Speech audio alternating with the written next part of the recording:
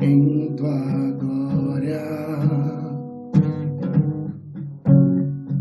Chama-me mais profundo, além do véu, em tua glória. Espírito, desça agora, eu me aproximo em tua presença. Cobre-me com tua graça, sou filho que ama tua glória. Anseio por mais de ti, com meu respirar, com meu caminhar, eu queimo de amor por ti, com desejo santo, queima o fogo santo, tua glória venha ao céu, na terra,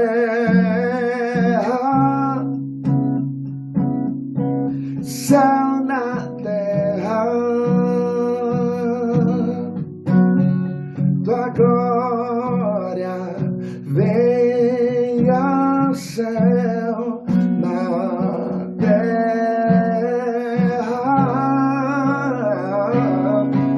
céu na terra.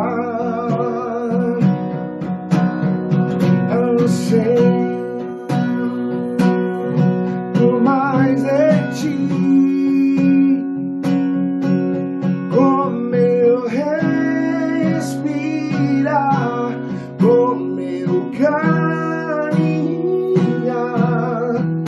eu queimo de amor por ti, com desejo santo, queima o fogo santo.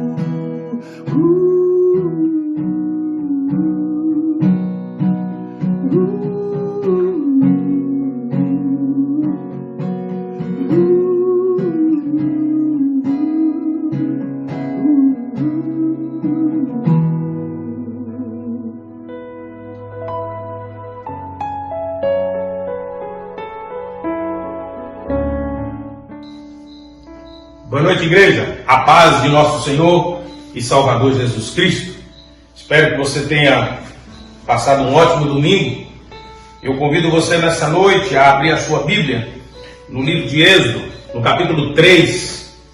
Essa palavra me veio num sonho essa noite e eu quero compartilhar com você então agora, em nome de Jesus. Êxodo, capítulo 3, versículos de 1 a 6, nos diz assim a Bíblia, que é a palavra do Senhor. Moisés pastoreava o rebanho do seu sogro Jetro, que era sacerdote de Midian. Um dia levou o rebanho para o outro lado do deserto e chegou a Horebe, o monte de Deus.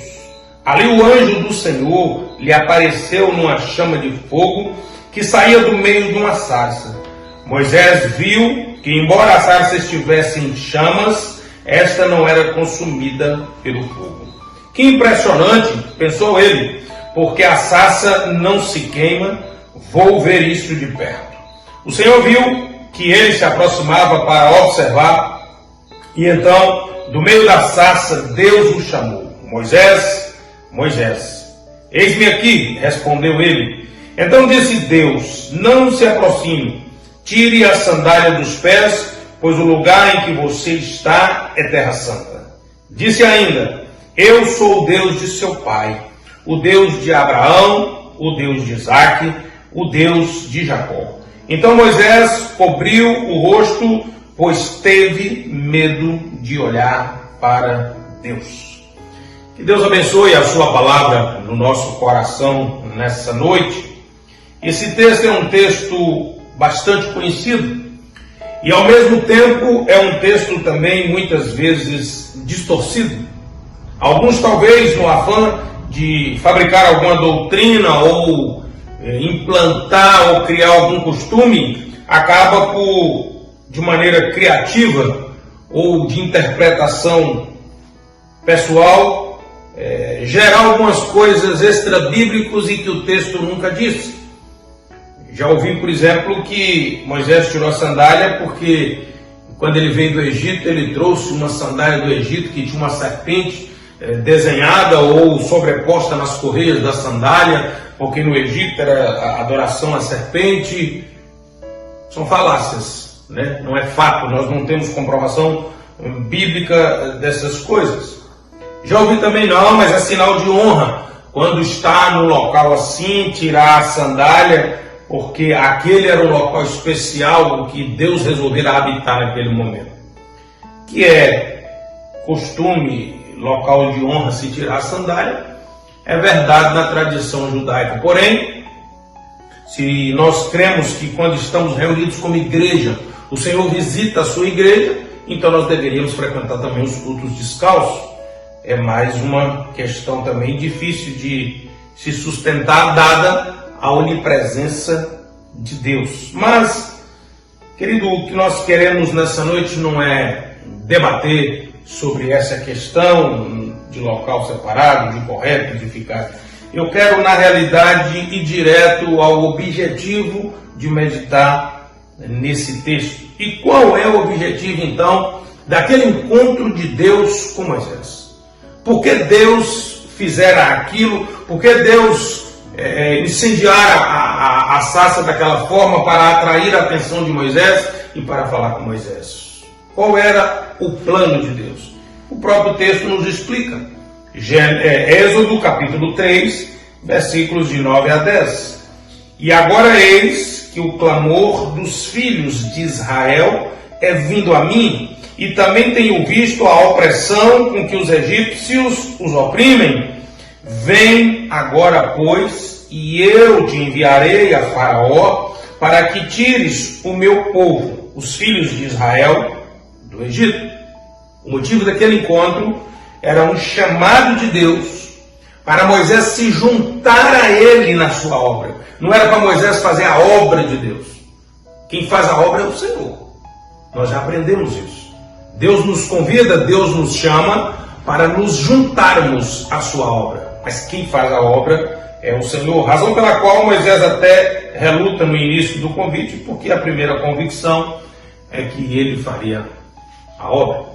Querido, o que eu quero que você entenda nessa noite é por que Moisés tirou a sandália naquele local.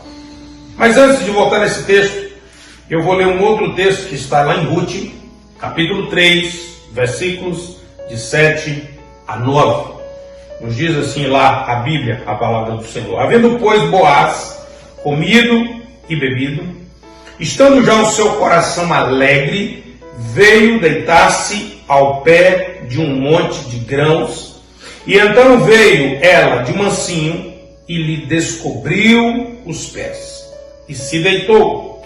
E sucedeu que pela noite o homem estremeceu e se voltou, e eis que uma mulher jazia a seus pés. E disse ele: quem és tu? E ela disse: sou Ruth, tua serva. Estende, pois, tua capa sobre a tua serva, porque tu és o remidor. Tirar as sandálias, dentro da tradição judaica, dentro da instrução da lei, era também um ato de oficializar um contrato, uma ordem comercial, uma ordem conjugal ou outros tipos de acordos. Então o que nós precisamos entender primeiro é que o ato de tirar a sandália, aqui nesse caso, descobrir os pés, ou seja, mostrar os pés desnudos, é o acordo sendo confirmado. Naquele caso, era o convite para deitar junto debaixo da mesma cobertura e a aliança estava aceita. Mas, volto nesse texto daqui a pouco. Quero ler mais um texto sobre essa questão. E agora é de Josué capítulo 5, versículos de 13 a 15. Estando Josué já perto de Jericó, olhou para cima e viu um homem de pé, empunhando uma espada.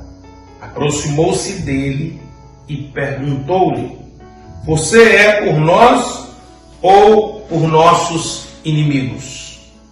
Nenhuma coisa, nem outra, respondeu ele. Venho na qualidade de comandante do exército do Senhor. Então Josué prostrou-se, rosto em terra, em sinal de respeito, e lhe perguntou: que mensagem o meu Senhor tem para o seu servo? O comandante do exército do Senhor respondeu: tire a sandália dos pés, pois o lugar em que você está, é santo. E Josué as tirou. Então agora nós temos uma outra situação. Nós temos uma situação em que um anjo, um comandante, provavelmente um arcanjo, comandante da tropa do exército celestial, se apresenta diante de Josué e ordena a Josué que tire as suas sandálias, porque o local agora é um local santo. Sabemos que não é adoração, porque os anjos não recebem adoração. Por que então que Josué tirou a sandália agora diante do anjo?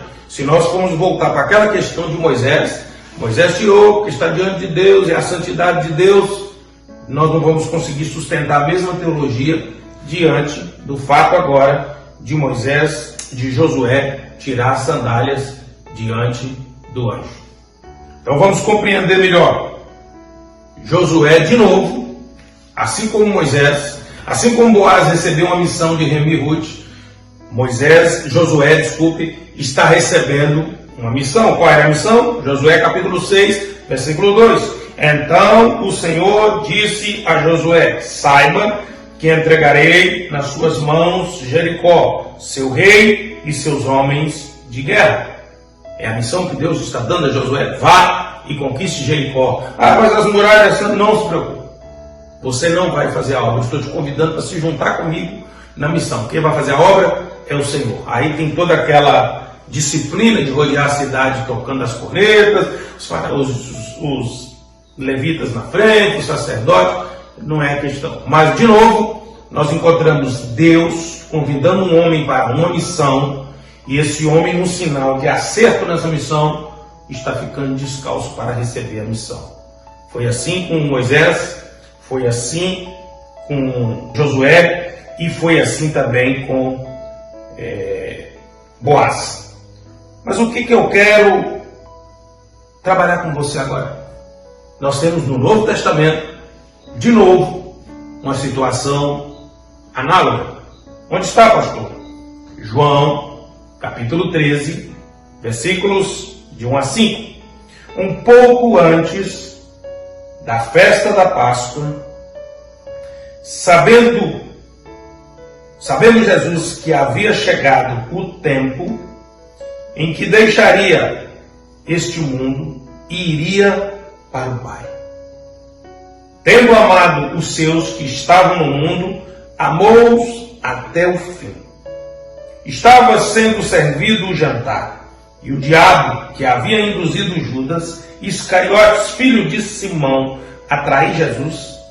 Jesus sabia que o Pai havia colocado todas as coisas debaixo do seu poder, e que viera de Deus e estava voltando para Deus. Assim levantou-se da mesa, tirou a sua capa e colocou uma toalha em volta da cintura. Depois disso, derramou água numa bacia e começou a lavar os pés dos seus discípulos, enxugando-os com a toalha que estava em sua cintura. João capítulo 13, versículo de 1 a 5. Quando nós olhamos para esse texto e muitos trabalham nesse texto a questão da humildade, a questão de modelo de servir, liderar. Mas antes disso, há um fato relevante também aqui. Para se lavar os pés, precisou-se tirar as sandálias. Volto a dizer, tirar as sandálias é um ato de um contrato, é um ato de receber e aceitar uma missão. E Jesus estava dando uma missão aos 12 apóstolos, e mesmo Judas estando no meio e ainda vindo traí-lo. E a missão seria de ir por todo mundo, pregar o Evangelho, ensinar todas as coisas, e quem cresce e fosse batizado ia sendo salvo, e ele estaria conosco até a consumação do século. Está lá no grande livro de Mateus. Então, de novo, nós temos agora 12 homens aceitando uma missão do Senhor e, para tanto, ficando descalços. E ficando descalço, o líder, lavando os seus pés, está, claro, mostrando em que nível é o pacto e a aliança. Mais uma vez, não são eles que vão fazer. Eles não são os 12 poderosos de Jesus. Eles são homens santos que aceitaram o chamado de Deus para uma missão e se juntar a Deus naquela missão. Era essa a lição que Jesus estava ensinando para eles, como precisou Josué receber uma missão também. Quando ele recebeu a missão dele, olha, não é para você usar de força, é para você cercar a cidade. Assim como foi com Moisés, mas eu não sei falar, mas eu não sei lutar, Deus está dizendo para Moisés, não é você que vai fazer, apenas diga que o grande eu sou está te enviando. 3 fatos, ou melhor dizendo, 4 fatos, em que nós encontramos a mesma dinâmica, a mesma metodologia, a mesma tipologia apontando para isso. Mas agora eu quero te chamar a atenção, que eu vou voltar lá na questão de Boaz, na lei do levirato. A lei do levirato, nós sabemos que ela regulamentava um casamento. Que tipo de casamento? A viúva e o irmão do marido casariam para preservar uma descendência. E isso é anterior ao que está nos livros da lei, mas já estava lá em Gênesis. Gênesis, capítulo 38, versículo 8. Então Judá disse a Onã: case-se com a mulher do seu irmão. Cumpra as suas obrigações de cunhado para com ela e dê uma descendência a seu irmão. Aqui o cunhado recebia a missão de perpetuar a memória e a descendência do irmão. Agora veja o que diz a regulamentação da lei do levirato, lá em Deuteronômio, capítulo 25, versículos 5 e 6. Quando irmãos morarem juntos, e um deles morrer, e não tiver filho, então a mulher do falecido não se casará com homem estranho de fora. Seu cunhado estará com ela, e a receberá por mulher, e fará a obrigação de cunhado para com ela. E o primogênito que ela lhe der será sucessor do nome do seu irmão falecido, para que o seu nome não se apague em Israel. Então veja bem o preceito para acontecer o cumprimento da lei do levirato. Agora veja o artigo da lei do levirato que tratava de uma questão especial. Que questão, pregador? Me acompanhe agora, Deuteronômio 25. Eu li os versos de 5 a 6. Agora eu lerei com você os versos de 7 a 10. Se, todavia, ele não quiser casar-se com a mulher do seu irmão, ela irá aos líderes do lugar, à porta da cidade, e dirá: o irmão do meu marido está se recusando a dar continuidade ao nome do seu irmão em Israel. Ele não quer cumprir para comigo o dever de cunhado. Os líderes da cidade o convocarão e conversarão com ele. Se ele insistir em dizer: não quero me casar com ela, a viúva do seu irmão se aproximará dele, na presença dos líderes, tirará uma das sandálias dele, cuspirá no seu rosto e dirá: é isso que se faz com o homem que não perpetua a descendência do seu irmão. E a descendência daquele homem será conhecida em Israel como a família do descalçado. Querido, para você entender bem então o que está acontecendo, ficar descalço diante da missão significa: eu aceito a missão, porque eu reconheci a seriedade e eu aceitei a missão. Agora, ficar com uma só sandália e receber uma cusparada no rosto para ser despedido significa que ele desprezou a missão, foi desprezado então como alguém convocado da missão e vai receber dupla punição. Primeiro, a vergonha do escarro no rosto.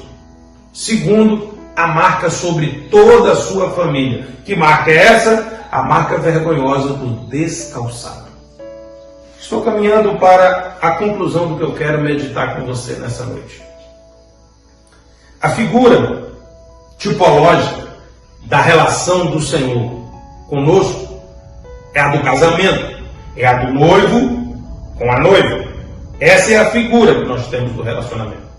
E em toda a Bíblia nós vamos encontrar isso. Jesus é o noivo e a igreja é a noiva.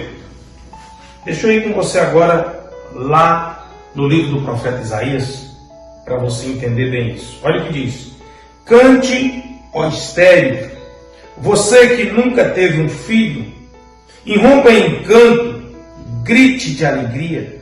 Você nunca que esteve em trabalho de parto, porque mais são os filhos da mulher abandonada do que os daquela que tem marido, diz o Senhor.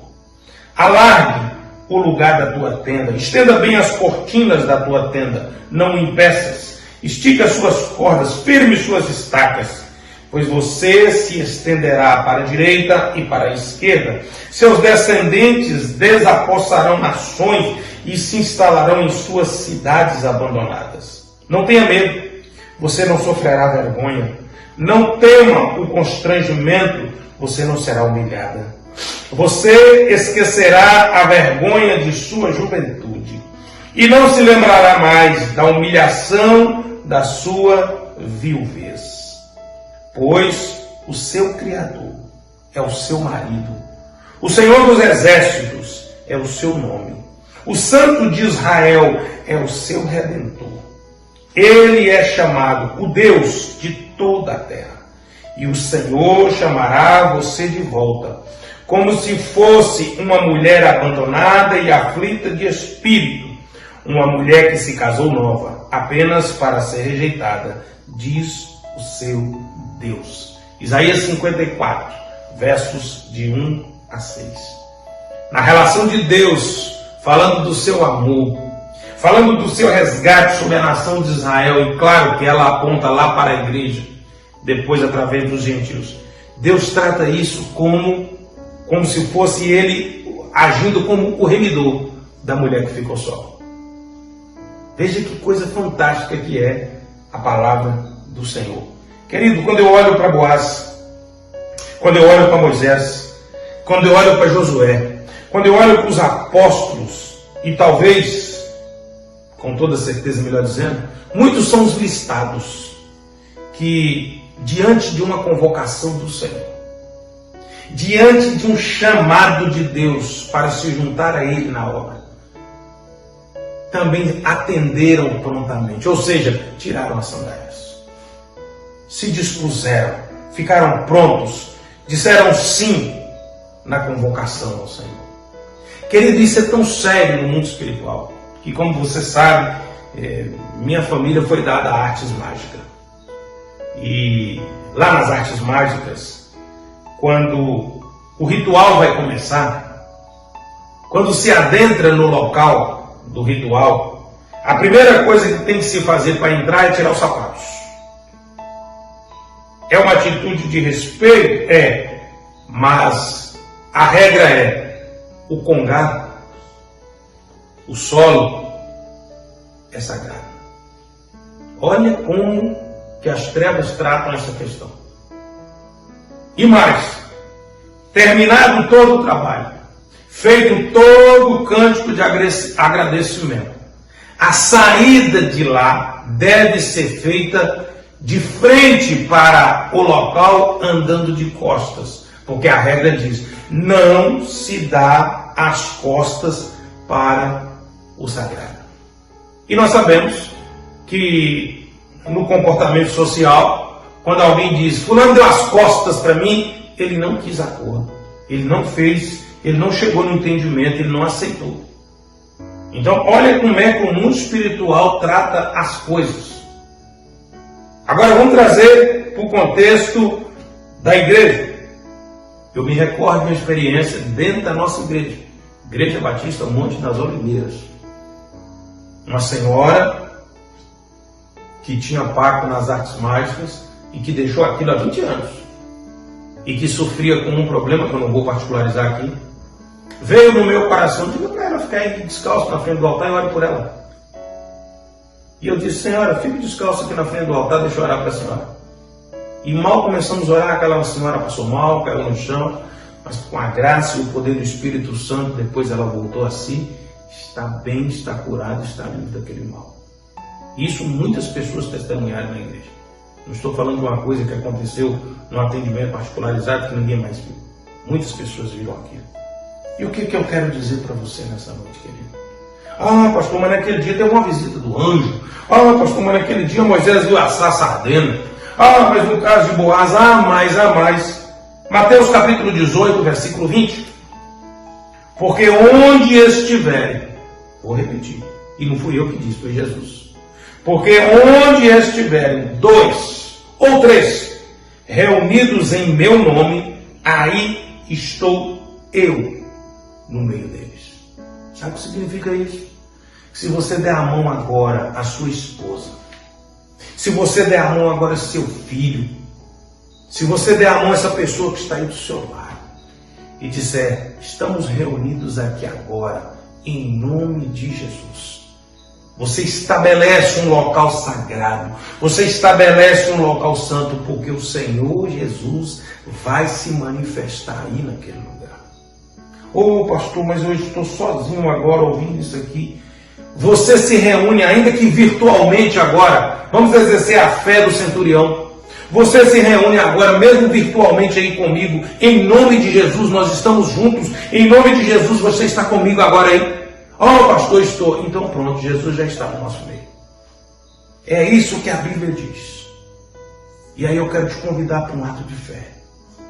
Talvez muitas vezes você preparou para dar um passo de fé e não teve coragem de prosseguir. Está do lado da sua esposa, está do lado do seu pai, está do lado do seu filho, do seu irmão. Está sozinho, mas está comigo pela fé. E agora, fica descalço onde você está. Ninguém está vendo. Não tem nada de curandeirismo, não tem nada de... Fica descalço onde você está. Porque você não está dizendo para mim. Você está dizendo no mundo espiritual que pode assistir o caído e eleito, que nessa hora, nesse dia, você está aceitando a missão do Senhor Jesus. Assim como os apóstolos fizeram. Qual é a missão? De ser filho de Deus. De receber Jesus como Senhor e Salvador. De entrar para a obra dele, sabedor que você não vai fazer as coisas, mas ele quer que você se junte a ele no executar de todas as coisas. Você faz isso agora pela fé, em nome de Jesus, onde você está agora, eu quero orar com você. Coloca aí agora a tua mão sobre o teu coração e diga: Deus, nessa noite, pela fé, eu estou agora ligado no Espírito Santo. Eu creio na presença do Senhor Jesus agora nesse lugar. Eu estou ligado pela fé com o pregador aqui agora. Eu aceito, eu concordo que nós estamos reunidos nessa hora, ainda que distantes, mas por esse mecanismo aqui agora nós estamos reunidos em nome de Jesus. E assim como o Senhor é onipresente, o Senhor pode estar aqui e lá onde Ele está agora. Eu creio que o Senhor está nesse lugar. E eu faço uma aliança com o Senhor nessa noite. Assim como o livro do profeta Isaías diz nessa noite, que o Senhor é o Deus que nos não levará em conta a vergonha da nossa juventude, a viuvez da velhice, ou seja, os atos antigos e os atos novos. Eu nessa noite me chego, essa noite eu me entrego nas mãos do Senhor Jesus. Eu faço uma aliança com o Senhor Jesus. Seja meu Senhor, seja meu Salvador. Eu aceito o desafio, eu aceito a missão de me juntar ao Senhor na obra de semear a palavra e servir ao Senhor. E eu faço isso com fé nessa noite, em nome de Jesus de Nazaré. Amém? Você disse amém aí agora? Que Deus abençoe a sua vida. Que Deus agora preserve, conserve e fortaleça essa aliança que você está fazendo agora. Em nome de Jesus de Nazaré. Que a bênção do Senhor seja sobre você, sobre sua casa, sobre sua família nessa noite. Em nome de Jesus de Nazaré. Deixa eu impetrar a bênção para que você agora, abençoado e numa aliança firme com o Senhor, tenha uma semana de muitas bênçãos e vitória para a glória do Senhor. Estende a sua mão, recebe a bênção nessa hora. E agora que o amor de Deus, o nosso Pai, a graça insondável do Senhor e Salvador Jesus Cristo, a comunhão, a consolação, o poder, o revestimento do Espírito Santo de Deus, seja sobre a igreja do Senhor Jesus, que agora está reunida dessa forma, e sobre a igreja do Senhor Jesus, que está espalhada em toda a face da terra, hoje e eternamente. Semana de bênção, semana de paz e de vitórias, em nome de Jesus de Nazaré.